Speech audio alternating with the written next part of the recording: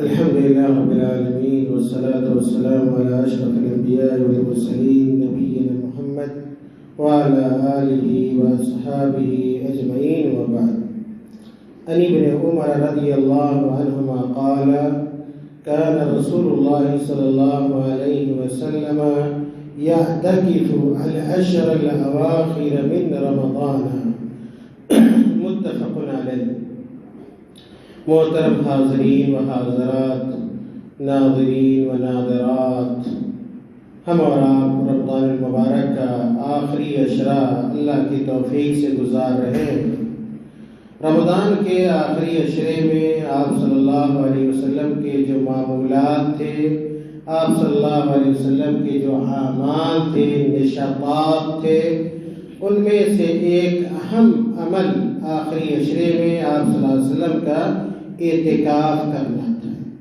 اعتکاف کی اگر تفصیل میں اگر آپ جائیں گے بہت ساری باتیں معلوم ہوں گی. پتہ یہ چلے گا کہ لوگ اسلام سے پہلے بھی اعتکاف کیا کرتے تھے. اسی لیے ایک موقع سے عمر رضی اللہ تعالیٰ عنہ نے اللہ کے نبی صلی اللہ علیہ وسلم سے پوچھا کہ اللہ کے نبی صلی اللہ علیہ وسلم، ہم نے جاہلیت میں یعنی اسلام سے پہلے ہم نے یہ نظر مانا تھا کہ ہم ایک رات کا اعتکاف کریں گے. تو پھر اللہ کے نبی صلی اللہ علیہ وسلم نے انہیں اعتکاف کرنے کی اجازت دے دی. اس سے یہ مسئلہ بھی مستنبط ہوتا ہے کہ اگر کوئی آدمی ایک رات کا بھی اعتکاف کرنا چاہے تو وہ اعتکاف کر سکتا ہے. بلکہ اہل علم نے یہاں تک لکھا ہے کہ اقل درجہ یہ اعتکاف کا اقل درجہ یہ ہے کہ آدمی کم سے کم ایک رات کا اعتکاف کرے. اعتکاف تو ابھی کہ ابھی ہم لوگ ظہر کی نماز پڑھنے آئے ہوئے ہیں اور ہم نے یہ ارادہ کیا ہوا ہے کہ ہم ظہر کی نماز پڑھیں گے، اس کے بعد درس سنیں گے، اس کے بعد اپنے گھر کو لوٹیں گے اور اس دوران اللہ تعالیٰ کی عبادت کریں گے، ذکر و اذکار کریں گے. تو یہ بھی اعتکاف ہے. اعتکاف کے معنی میں یہ بھی شامل ہے. اعتکاف کا معنی کیا ہوتا ہے؟ اعتکاف کا معنی یہ ہوتا ہے کسی جگہ کو لازم پکڑنا. کسی جگہ کو، یہ لغوی معنی ہے، لغت میں معنی ہے کسی جگہ پہ جم کر بیٹھ جانا، یہ اعتکاف کہلاتا ہے. اور رمضان کے آخری عشرے میں اللہ تعالیٰ کی عبادت کے لیے، اللہ تعالیٰ کے تقرب کے لیے آدمی جو مسجد کو لازم پکڑ لیتا ہے اس کو اعتکاف کہا جاتا ہے. اور اعتکاف کے چند شروط ہیں، قیود ہیں جن کا خیال رکھنا ہر معتکف کے لیے، ہر اعتکاف کرنے والے کے لیے ضروری ہوتا ہے. میرے بھائیوں، یہ جو حدیث میں نے پڑھی ہے، اس حدیث کے راوی عبداللہ ابن عمر رضی اللہ تعالی عنہما ہیں.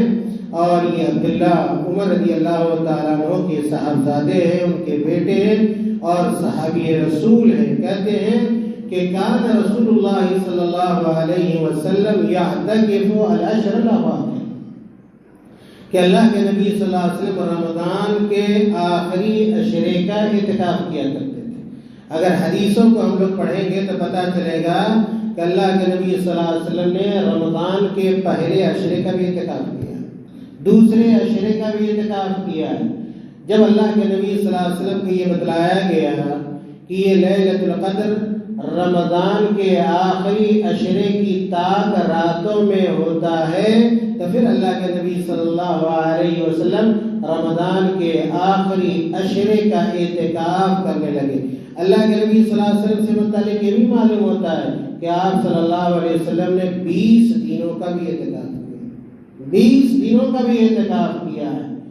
اور یہ بھی پتہ چلتا ہے کہ ایک مرتبہ اللہ کے نبی صلی اللہ علیہ وسلم نے رمضان میں اعتکاف نہیں کیا تو اس اعتکاف کی قضا اللہ کے نبی صلی اللہ علیہ وسلم نے شوال کے مہینے میں، رمضان کے بعد والے مہینے میں کی ہے. میرے بھائی، یہ ساری تفصیلات ہیں جو حدیث کے اندر موجود ہیں، لیکن یہ جو حدیث ہے صحیح بخاری اور صحیح مسلم کی ہے، یہ حدیث اعتکاف کی فضیلت کے اوپر دلالت کرتی ہے. اور اس حدیث سے یہ پتہ چلتا ہے کہ اعتکاف کے غرض سے، اعتکاف کے مقصد سے ہمیں اور آپ کو رمضان کے آخری عشرے میں مسجد کو لازم پکڑنا چاہیے. اور اسی کو اعتکاف کہا جاتا ہے۔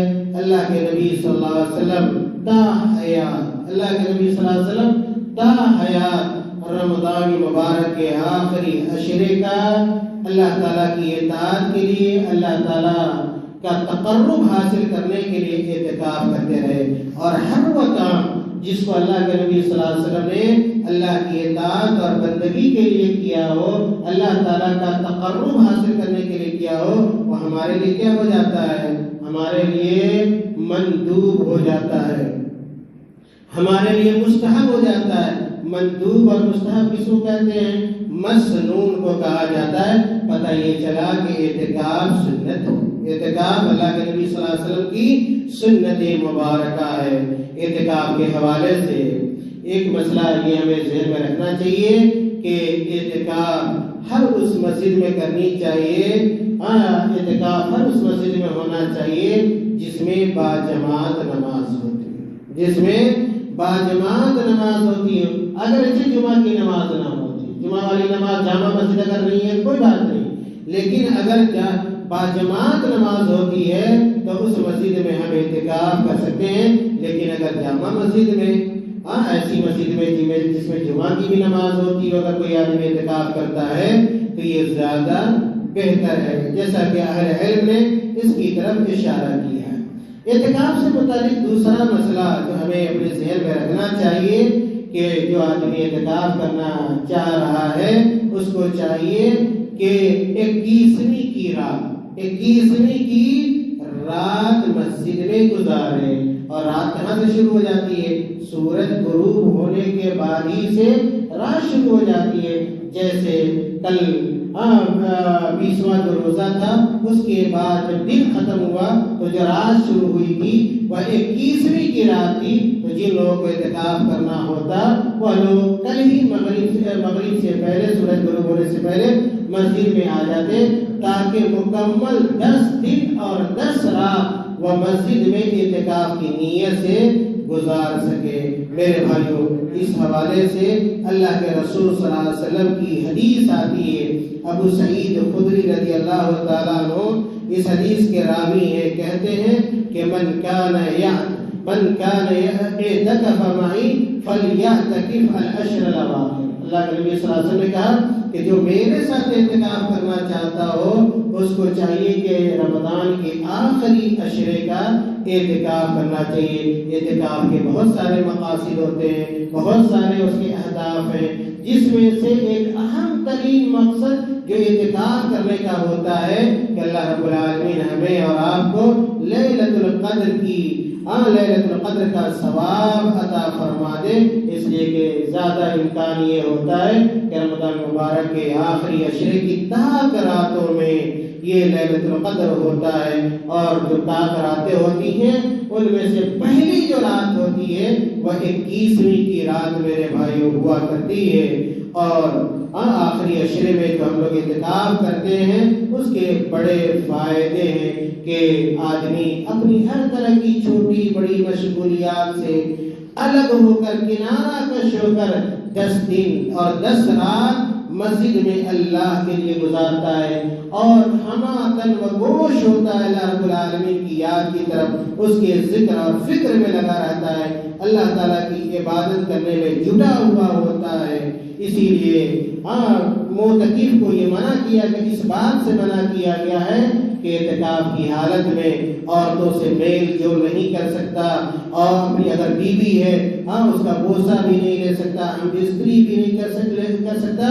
تاکہ آدمی جو اعتکاف کرنے والا مکمل طور پر اپنے آپ کو اللہ کے حوالے کر سکے اور ان 10 دنوں میں اللہ تعالیٰ کی عبادت کر سکے۔ معتکف کے لیے بلا ضرورت مسجد سے نکلنا جائز ہے۔ جو آدمی اعتکاف میں ہے بلا ضرورت وہ مسجد سے نہیں نکل سکتا۔ اگر کوئی انسانی ضرورت ہے، مثال کے طور پر اگر کوئی معتکف ہے، اعتکاف میں بیٹھا ہوا ہے اور وہ محتلم ہو گیا، احتلام ہو گیا، اور غسل کرنے کی کوئی جگہ اگر مسجد میں نہیں ہے، غسل خانہ نہیں ہے، پانی کا انتظام اگر نہیں ہے، اور باہر مسجد کے پانی کا انتظام ہے، اور اگر کوئی آدمی محتلم ہو گیا تو پھر اس کے اوپر غسل واجب ہو جاتا ہے۔ بلا غسل کی اس کی عبادت قبول نہیں ہوگی، بلا مالا یہ ضرورت ہو گئی، تو اس ضرورت کے پیش نظر وہ آدمی مسجد سے باہر جا کر بھی غسل کر سکتا ہے۔ اگر مسجد میں پیشاب اور پاخانے کا انتظام نہیں ہے، استنجا خانہ نہیں ہے، پاخانے کا انتظام نہیں، پاخانہ گھر نہیں ہے، یہ انسانی ضرورت ہے پیشاب کرنا اور پاخانہ قضائے حاجت، تو پیشاب اور پاخانے کے لیے اگر حمام بیت الخلا نہ ہو تو مسجد سے باہر بھی معتکف جا سکتا ہے، کوئی حرج کی بات نہیں ہے۔ اسی طرح اگر کوئی آدمی اعتکاف میں بیٹھا ہوا ہے، اعتکاف میں جب بیٹھے گا اس کی افطار کی ضرورت ہوگی، کھانے کی ضرورت ہوگی، سحری کی ضرورت ہوگی، لیکن کوئی اگر ایسا آدمی بیٹھ گیا ہے جس کے گھر سے کھانا لانے والا کوئی آدمی نہیں، پھر وہ آدمی کیا کرے گا؟ کھانا ہر انسان کی ضرورت ہوتی ہے، بھوکے وہ اپنی زندگی نہیں گزار سکتا، تو کھانے کے لیے بھی یہ بھی ضرورت ہوئی، اس لیے وہ اگر کوئی کھانا لانے والا نہیں ہے تو کھانے کے لیے بھی وہ اپنے گھر جا سکتا، کوئی حرج کی بات میرے بھائیوں نہیں ہے۔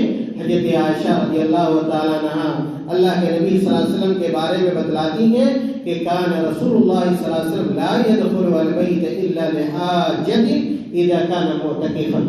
حضرت عائشہ کہتی ہیں رضی اللہ تعالیٰ عنہا کہ اللہ کے نبی صلی اللہ علیہ وسلم جب اعتکاف میں ہوتے تھے تو بلا ضرورت کے اپنے گھر میں نہیں آتے تھے۔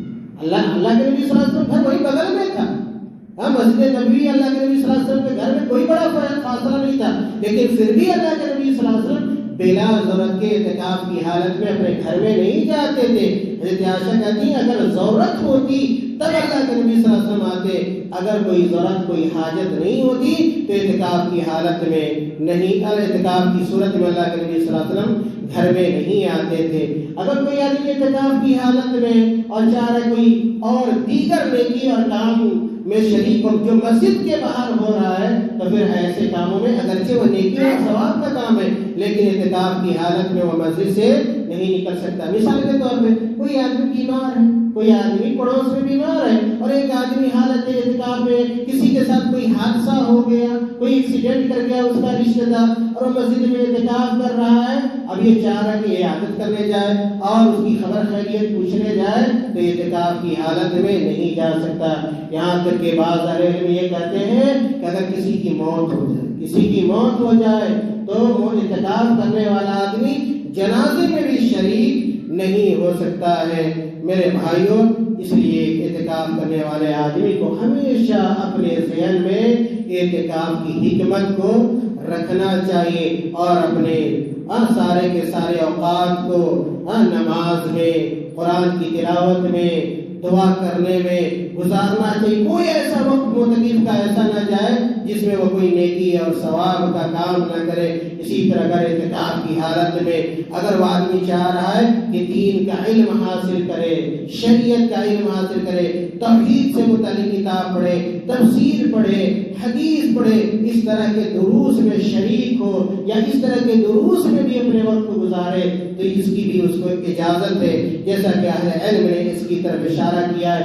اگر ضرورت ہے انسان کو اعتکاف میں، اگر ضرورت ہے کہ ضرورت کے تحت کسی سے بات کرنا، کسی سے گفتگو کرنا، تو ضرورت کے مطابق وہ گفتگو اور بات بھی کر سکتا ہے، بلا ضرورت کسی سے گفتگو اور بات کرنے کی ضرورت نہیں ہے۔ حضرت صفیہ رضی اللہ تعالیٰ عنہ کہتی ہیں کہ کان نبی صلی اللہ علیہ وسلم معتکفا، کہ اللہ کے نبی صلی اللہ علیہ وسلم حالت اعتکاف میں تھے، فَأَتَيْتُهُ أَزُورُهُ لَيْلًا۔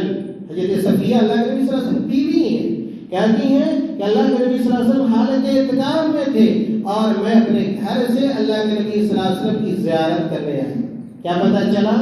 پتہ یہ چلا کہ اگر کسی کی بیوی ہے، کسی کا شوہر مسجد میں اعتکاف کیے ہوا ہے، اگر بیوی ملنا چاہتی، ملنے سے مراد کیا؟ بات چیت ضرورت کے مطابق، تو وہ بات چیت کرنے بیوی بھی مسجد میں آ سکتی ہے یا کسی اور سے بھی گفتگو کرنے کی ضرورت ہے، ضرورت کے مطابق تو گفتگو کی جا سکتی ہے، اس میں کوئی حرج کی بات نہیں ہے۔ حضرت صفیہ رضی اللہ تعالیٰ عنہ رات میں اپنے گھر سے چل کر مسجد میں اللہ کے نبی صلی اللہ علیہ وسلم سے ملاقات کرنے آئی۔ فحدثتہ، حضرت صفیہ رضی اللہ تعالیٰ کہتی ہیں کہ اعتکاف کی حالت میں نے اللہ کے نبی صلی اللہ علیہ وسلم سے گفتگو کی، ثم قمت لانقلب فقام معي، اور پھر کہتی ہیں کہ میں بات کر کے اپنے گھر کی طرف جب جانے لگی تو اللہ کے نبی صلی اللہ علیہ وسلم بھی میرے ساتھ ہو گئے۔ بیوی تھی اور ان کو گھر تک چھوڑنے کے لیے اللہ کے نبی صلی اللہ علیہ وسلم گئے. اور لمبا واقعہ ہے. اسی جب اللہ کے نبی صلی اللہ علیہ وسلم نکلے تو ایک صحابی نے دیکھا کہ اللہ کے نبی صلی اللہ علیہ وسلم ایک خاتون کے ساتھ جا رہے ہیں, تو اللہ کے نبی نے اس کو روکا. اس کو روکا, کہا کہ ادھر آؤ, سنو یہ خاتون کوئی اور نہیں ہے, یہ صفیہ ہے, یہ میری بیوی ہے. اس سے کیا پتا چلا کہ ہر مسلمان کو شک اور شبہ سے گریز کرنا چاہیے. اگر کہیں پہ شک اور شبہ کی گنجائش ہے تو اس کو دور کرنا چاہیے. اللہ کے نبی صلی اللہ علیہ وسلم کو صحابی نے کہا کہ اللہ کے نبی صلی اللہ علیہ وسلم آپ سے متعلق کوئی اس طرح کا ہمارے دل میں خیال پیدا ہو سکتا ہے. تو اللہ کے نبی صلی اللہ علیہ وسلم نے کہا سنو, یہ شیطان انسان کے رگوں میں خون کی طرح دوڑتا ہے. پتہ نہیں ہمارے تعلق سے کب کس کے ذہن میں کوئی بات آ جائے, آپ کے تعلق سے کیا کون سی بات آ جائے, شیطان ڈال دے. میرے بھائیوں, میں کہنا دراصل یہ چاہ رہا تھا کہ اعتکاف کرنے والا ضرورت کے مطابق مسجد میں بھی یا کوئی مسجد سے باہر سے آ رہا ہے اس سے بھی گفتگو کر سکتا ہے. بلا ضرورت اس کو گفتگو نہیں کرنا ہے, بلکہ اعتکاف کی حالت میں پورا کا پورا وقت, سارا کا سارا وقت نماز میں لگانا ہے, ذکر و اذکار میں لگانا ہے, قرآن کی تلاوت میں لگانا ہے اور عمل صالح نیک کام میں لگانا ہے. اور اپنے وقت کو ضائع نہیں کرنا ہے, برباد نہیں کرنا ہے. اس زمانے میں لوگ اعتکاف میں بیٹھ جا رہے ہیں اور بڑا موبائل لے رہے ہیں, بڑا موبائل لے رہے ہیں اور قرآن نہیں پڑھتے, چیٹنگ کرتے ہیں, بات کرتے ہیں, اس پر ویڈیوز دیکھتے ہیں, اپنے وقت کو ضائع کرتے ہیں, برباد کرتے ہیں. تو ایسا اعتکاف کرنے والے کو نہیں کرنا چاہیے.